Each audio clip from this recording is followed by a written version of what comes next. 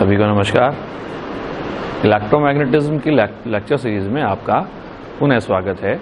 Last class में हमने बात की थी किसी अदिश क्षेत्र की प्रवणता के बारे में, है ना, gradient of a scalar field के बारे में, जिसका एक्सप्रेशन हमने कैलकुलेट कर लिया था। हमने एक्सप्रेशन कैलकुलेट किया था कि gradient of phi equals to value थी हमारे पास, कितना वैल्यू थी, i cap del phi upon del x plus j cap del phi upon del y plus k cap del phi upon ए वैल्यू आ गई डेल जेड। यानी हम क्या कर रहे थे, अदिश फलन में प्रवणता निकाल रहे थे, है ना, परिवर्तन निकाल रहे थे, चेंज इन स्केलर फंक्शन निकाल रहे थे, एक्स डायरेक्शन, वाई के कोरस्पॉन्डिंग और जेड के कोरस्पॉन्डिंग। तो हमने परिवर्तन की दर या रेट ऑफ चेंज हमने कैलकुलेट की थी, किसमें, किसी स्केलर फंक्शन में हमने कैलकुलेट की थी या स्केलर फील्ड में हमने कैलकुलेट की थी। आज हम बात करेंगे किसी अगर वेक्टर फील्ड हो, है ना, तो हम वैल्यू किस तरीके से कैलकुलेट करेंगे। तो आज का हमारा टॉपिक है किसी सदिश क्षेत्र का divergence, divergence of a vector field, है ना। तो हमारी हेडिंग है आज की, आज का टॉपिक है हमारा divergence of a vector field, divergence of a vector field या सदिश क्षेत्र का डाइवर्जेंस, सदिश क्षेत्र का डाइवर्जेंस, है ना, divergence of a vector field. ठीक है, अब देखो किसी सदिश क्षेत्र के डाइवर्जेंस को हम किस तरीके से डिफाइन करें। तो देखो सिंपल सी हमारे पास बात है, सबसे पहले जिस वेक्टर में, है ना, जिस फील्ड में हमें सदिश क्षेत्र का डाइवर्जेंस निकालना है, किसी भी पर्टिकुलर पॉइंट पर हमें डाइवर्जेंस निकालना है, सबसे पहले हम क्या करेंगे, उसमें एक वॉल्यूम एलिमेंट मानेंगे, है ना। उस वॉल्यूम एलिमेंट के कोरस्पॉन्डिंग उसको बाउंड करने वाले सरफेस से पर यूनिट वॉल्यूम के कोरस्पॉन्डिंग हमें क्या निकालना है, फ्लक्स निकालना है। मतलब इसकी जो बेसिकली डेफिनेशन आती है, देखो डेफिनेशन हम कुछ इसकी इस तरीके से डिफाइन करते हैं ना, divergence of a, divergence of a equals to value आती है हमारे पास, लिमिट डीवी वैल्यू आ गई टेंस टू 0 और वैल्यू आ गई इलेक्ट्रिक फ्लक्स, सरफेस इंटीग्रेशन में ऐसे लिख दो, सरफेस इंटीग्रेशन आ गया ए डॉट एम, वैल्यू आ गई ds आ गया और अपॉन ए वैल्यू आ गई dv। मतलब किसी सदिश क्षेत्र में किसी बिंदु पर सदिश क्षेत्र का डाइवर्जेंस, है ना, उस बिंदु पर सदिश क्षेत्र में स्थित किसी आयतन अल्पांश को परिबद्ध करने वाले क्षेत्रफल से प्रति एकांक क्षेत्रफल पर निर्गत फ्लक्स के तुल्य होता है। यानी पर यूनिट वॉल्यूम के कोरस्पॉन्डिंग जो भी नेट इमर्जिंग फ्लक्स होगा, यानी मैं डेफिनेशन कहना चाहूं तो मैं क्या कह दूं, divergence of a vector field can be defined as a net emerging flux through out या थ्रू पर यूनिट वॉल्यूम, है ना। And the essential condition that the volume element should be enclosed by the surface. जैसे मैंने कहा कि भाई volume should be enclosed by surface, है ना, तो हमारे दिमाग में पहली बात आती है कि वॉल्यूम हम 3 डायमेंशन बताते हैं और सरफेस एरिया हम किस में बताते हैं, 2 डायमेंशन बताते हैं। लेकिन ऐसा नहीं है। जैसे हम किसी स्फेयर की हम बात करते हैं तो हम कहते हैं कि इस स्फेयर का वॉल्यूम जो है या उसका जो आयतन है वो कितना होता है, 4/3 pi r cube, 4/3 pi r cube हो गया। उसका सरफेस एरिया कितना है, सरफेस एरिया पृष्ठीय क्षेत्रफल 4 पाई आर स्क्वायर। इसका मतलब 4 पाई आर स्क्वायर पृष्ठीय क्षेत्रफल ने 4 पाई आर स्क्वायर सरफेस एरिया ने 4/3 पाई आर क्यूब को क्या कर रखा है, बाउंड कर रखा है। सेम ऐसी कंडीशन हमारे पास ये होगी, है ना। जैसे हम किसी कमरे का अपन एग्जांपल लें, जैसे सपोज दैट मैंने एक क्यूब ले लिया, है ना, जैसे मैंने कह दिया एक क्यूब ले लिया इस तरीके से। क्यूब का मतलब क्या हुआ कि भाई जिसकी लेंथ, ब्रेथ और विड्थ तीनों हमारे पास क्या हो, सेम हो। सपोज दैट मैंने कह दिया इसकी ये साइज कितनी है, ए है, ये साइज भी कितनी है, ए है, और ये साइज भी कितनी है, ए है। ठीक है, तो इसका मतलब इसका वॉल्यूम तो कितना हो गया, वॉल्यूम तो हो गया इसका ए क्यूब। अब अगर हम क्यूब ले रहे हैं तो उसके कितने फेस बनेंगे, टोटल 6 फेस बनेंगे, है ना। 6 फेस बनेंगे तो इसका मतलब एक फेस का एरिया कितना हो गया, ए स्क्वायर हो गया। तो 6 फेसेस का कितना हो गया, 6a स्क्वायर हो गया। तो वॉल्यूम आया उसका ए क्यूब और सरफेस एरिया कितना है, 6a square. That means 6a square surface area ने ए क्यूब वॉल्यूम को क्या कर रखा, बाउंड कर रखा है। तो सेम ऐसी ही कंडीशन हम यहाँ कहना चाह रहे हैं।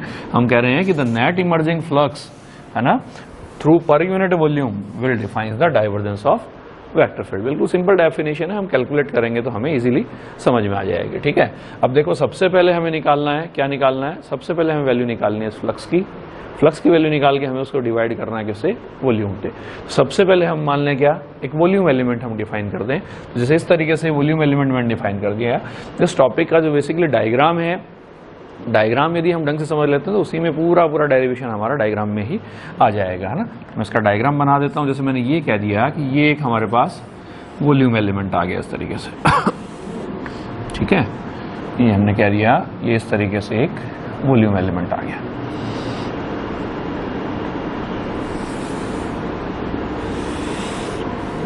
ठीक है, वॉल्यूम एलिमेंट है और हमने क्या लिखा, dV टेंस टू 0 लिखा। dV टेंस टू 0 का मतलब वॉल्यूम एलिमेंट जो हम ले रहे हैं या जो आयतन अल्पांश ले रहे हैं उसका आयतन क्या है, बहुत ही कम है।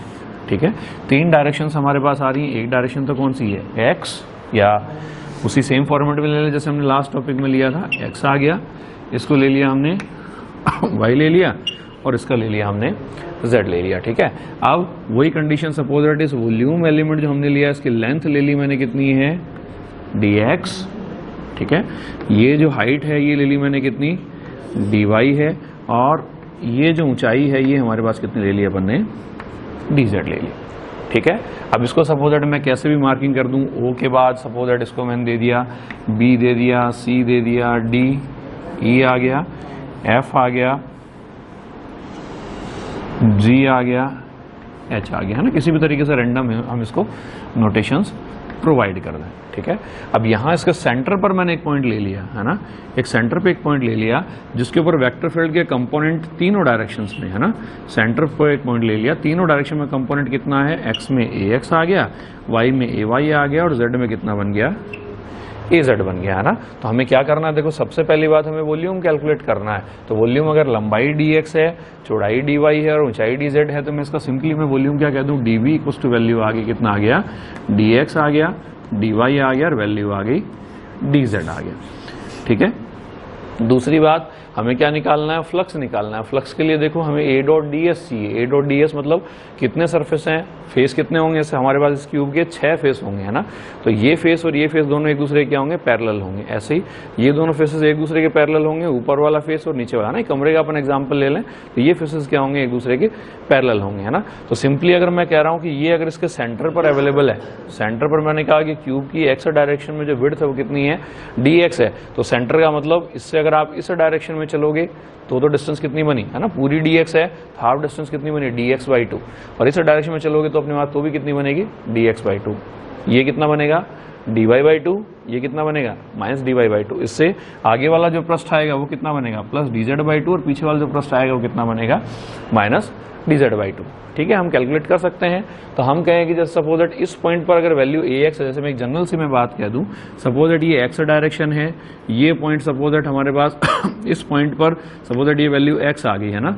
इस पॉइंट पर कोई फंक्शन है जिसकी वैल्यू कितनी है, fx है। आप x से पहुंच गए, सपोज दैट कहाँ, x प्लस में वैल्यू आ गई dx पे पहुंच गए, है ना। तो मैं कहूँ कि भाई fx में रेट ऑफ चेंज इस डायरेक्शन में वैल्यू क्या हो रही है, बढ़ रही है, और इस डायरेक्शन वैल्यू क्या हो रही है, डिक्रीज हो रही है। मैं कह दूँ rate of change in function f with respect to x can be defined by del f by del x। तो इस पॉइंट पर देखो वैल्यू कितनी बनेगी, वैल्यू बनेगी fx प्लस में वैल्यू आएगी डेल fx अपॉन वैल्यू आ गई डेल x। अब कितनी दूरी के लिए निकाल रहे हैं, मिनटू वैल्यू कितनी आ जाएगी, dx आ जाएगी। और अगर मैं इसकी नेगेटिव डायरेक्शन में निकालूं तो इधर वैल्यू कम हो रही है, तो इधर वैल्यू कितनी बनी, ये वैल्यू आ गई suppose that x minus dx आ गया। तो इस पॉइंट पर कितनी बनी, fx माइनस वैल्यू आ गई डेल fx अपॉन वैल्यू आ गई डेल x आ गया, इनटू वैल्यू कितनी बन गई, dx बन गई। सिंपल, बस ये बात हमने ध्यान रखनी है और कुछ भी नहीं करना हमें। तो मैं कहूँ कि इसके सेंटर पर इसके सेंटर पर अगर वैल्यू ax है, इसके सेंटर पर यदि वैल्यू ax है तो इस फेस पर कितने डिस्टेंस पर है, देखो dx/2 डिस्टेंस पर है। तो इस फेस के ऊपर जो वैल्यू आएगी वो वैल्यू कितनी बनेगी, वैल्यू आएगी देखो ax, पॉजिटिव डायरेक्शन में जा रहे हैं तो प्लस वैल्यू आ गई डेल ax अपॉन वैल्यू आ गई डेल x, और इनटू वैल्यू आ गई कितने डिस्टेंस के लिए, कितने डिस्टेंस के लिए निकाल रहे हैं, dx/2 डिस्टेंस के लिए। बिल्कुल ठीक बात है, dx/2 डिस्टेंस के लिए जा रहे हैं। Del ax by del x क्या हुआ, x दिशा में इसमें परिवर्तन की दर, है ना, रेट ऑफ चेंज है। अब जैसे मैंने इसके लिए सिंबल प्लस का लगाया, यहां से अगर मैं मैंने क्या कहा, दोनों फलक क्या है, एक दूसरे के पैरेलल हैं, सेंटर से प्लस dx/2 और माइनस dx/2। इससे अगर मैं इस फलक की बात करूं तो इस फलक के ऊपर देखो वेक्टर फील्ड वैल्यू कितनी बनेगी, ax minus del ax upon value आ गई, ये वैल्यू आ गई ax माइनस वैल्यू आ गई डेल ax अपॉन वैल्यू आ गई डेल x, और वैल्यू आ गई dx/2 आ गया।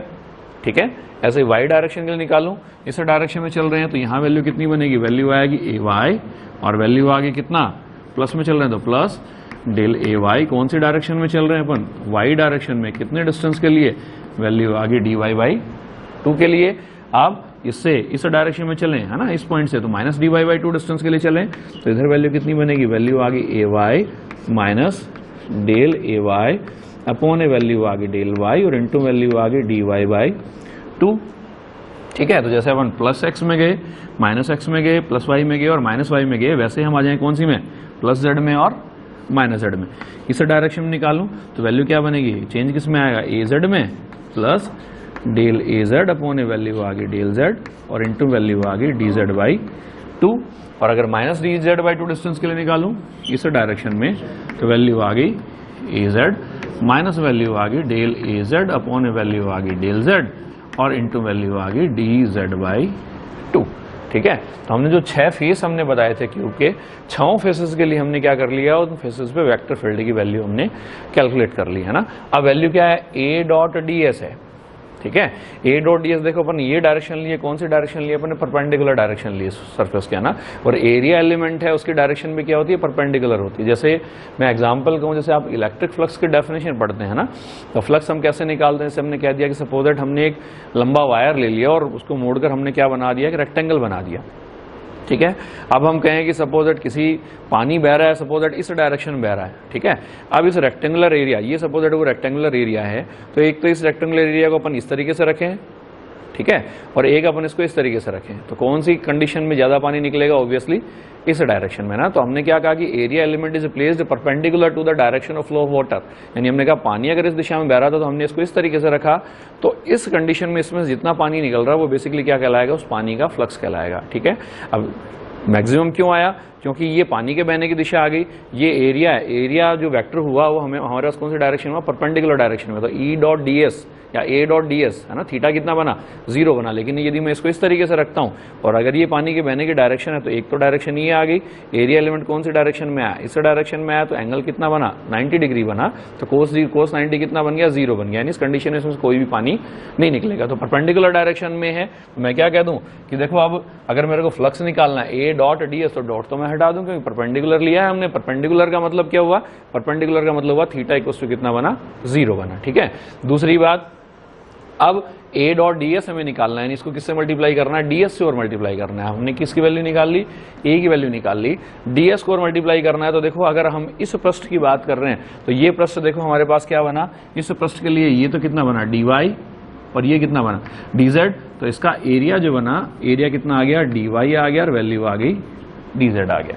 इसका एरिया वही डी वाई और वैल्यू क्या बनी, डी जेड, तो इसका एरिया भी कितना बन गया, इंटू वैल्यू आ गई डी वाई और वैल्यू आ गई डी जेड।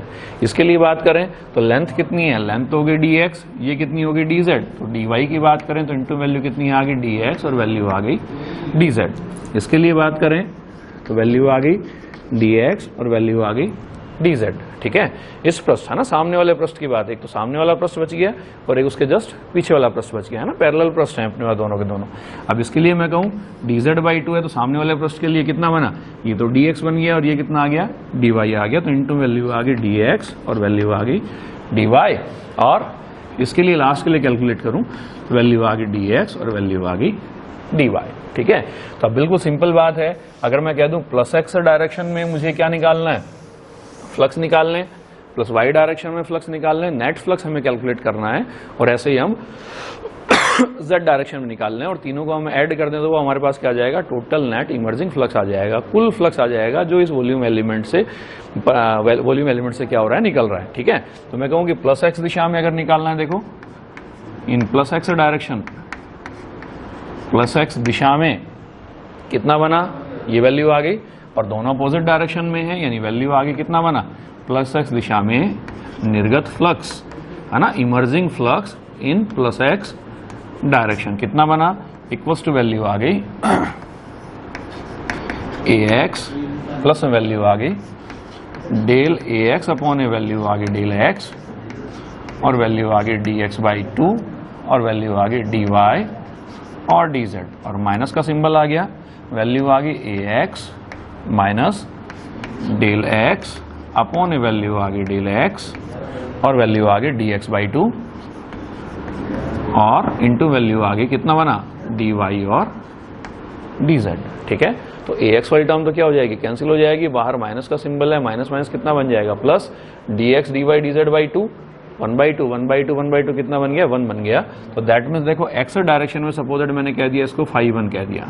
ठीक है, तो ये वैल्यू कितनी बनेगी, ये वैल्यू बनेगी डेल ax अपॉन ए वैल्यू आ गई डेल x और वैल्यू आ गई dx dy dz, या एक साथ लिख दूं उसको, प्लस में वैल्यू आ गई डेल ay अपॉन ए वैल्यू आ गई डेल ax अपॉन ए वैल्यू आ गई डेल x और वैल्यू आ गई dx dy और dz। ठीक है, अब मैं यदि प्लस वाई डायरेक्शन में निकालूंगा ना, प्लस वाई दिशा में अगर मैं वैल्यू निकालता हूं तो प्लस वाई दिशा में कितना बना φ2 इक्वल्स टू वैल्यू आ जाएगी del ay upon del y और वैल्यू आ गई dx dy और dz। और प्लस z डायरेक्शन में और निकालने हैं हम, प्लस z दिशा में वैल्यू निकालें तो φ3 इक्वल्स टू वैल्यू आ गई कितना बना डेल az अपॉन ए वैल्यू आ गई डेल z और वैल्यू आ गई dx। इसको हटा दूं मैं, है ना, वैल्यू आ गई dx dy और dz, dx dy और dz। नेट फ्लक्स अगर मेरे को कैलकुलेट करना है तो क्लोज सरफेस पे a डॉट ds तीनों को क्या कर दें, ऐड कर दें, φ1 प्लस φ2 प्लस वैल्यू आ गई φ3, दैट मीन्स φ1 प्लस φ2 प्लस φ3 कितना बना, तीनों को ऐड कर दें तो वैल्यू आ गई डेल ax अपॉन ए वैल्यू आ गई del x plus del ay upon ए वैल्यू आ गई del y plus del az upon ए वैल्यू आ गई डेल z और वैल्यू आ गई dx dy और dz। ये हमारे पास आ गया क्या, net flux a dot value आ गई ds। ठीक है, और अगर हम वैल्यू निकाल दें, देखो सरफेस इंटीग्रेशन आ गया, a डॉट वैल्यू आ गई ds और डिवाइड कर दें किससे, dv से, dv की वैल्यू कितनी थी dx dy और dz, डिवाइड कर दें टर्म हट जाएगी, यानी वैल्यू आ जाएगी del ax upon del x plus del ay upon ए वैल्यू आ गई डेल y प्लस वैल्यू आ गई डेल az अपॉन ए वैल्यू आ गई डेल z। और ये जो टर्म है, ये टर्म किसको मेंशन कर रही है, डाइवर्जेंस ऑफ a को मेंशन कर रही है ना। तो यदि देखो मैं इसको कैलकुलेट करूं, यदि इसी को फाइनली अगर मैं वैल्यू लिखना चाहूं कि सदिश क्षेत्र का डाइवर्जेंस, सदिश क्षेत्र का डाइवर्जेंस जो आएगा वो कितना बना, divergence of a equals to, हमने कहा वॉल्यूम एलिमेंट बहुत छोटा है, dv टेंस टू 0, वैल्यू आ गई a डॉट वैल्यू आ गई ds और अपॉन वैल्यू आ गई dv इक्वल्स टू वैल्यू आ गई कितना बना, वैल्यू आ गई डेल ax अपॉन वैल्यू आ गई del x plus del ay upon value आ गई del y plus del az upon value आ गई डेल z। या इसी को मैंने क्या लिख दिया, divergence of a equals to value आ गई i cap del upon del x plus j cap del upon del y plus k cap del upon del z। और डॉट प्रोडक्ट आ गया किसके साथ, डॉट प्रोडक्ट आ गया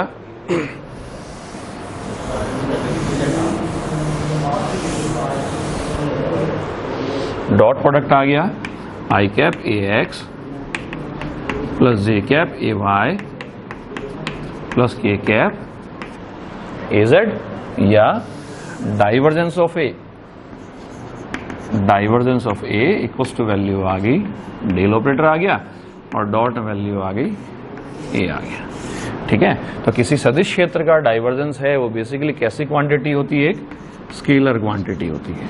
ठीक है, तो देखो ग्रेडियंट जो था उसमें भी हम परिवर्तन की दर निकाल रहे थे, डाइवर्जेंस है उसमें भी हम परिवर्तन की दर निकाल रहे हैं। डिफरेंस क्या है, ग्रेडियंट है वो हमेशा एक स्केलर क्वांटिटी, स्केलर फंक्शन का लिया जाएगा, और डाइवर्जेंस है वो किसका लिया जाएगा, हमेशा एक वेक्टर क्वांटिटी का लिया जाएगा। किसी भी स्केलर फंक्शन का ग्रेडियंट एक वेक्टर क्वांटिटी होती है और किसी भी वेक्टर क्वांटिटी का डाइवर्जेंस एक स्केलर क्वांटिटी होती है। तो जल्दी मिलते हैं एक नए वीडियो में, बहुत बहुत धन्यवाद, थैंक यू सो मच।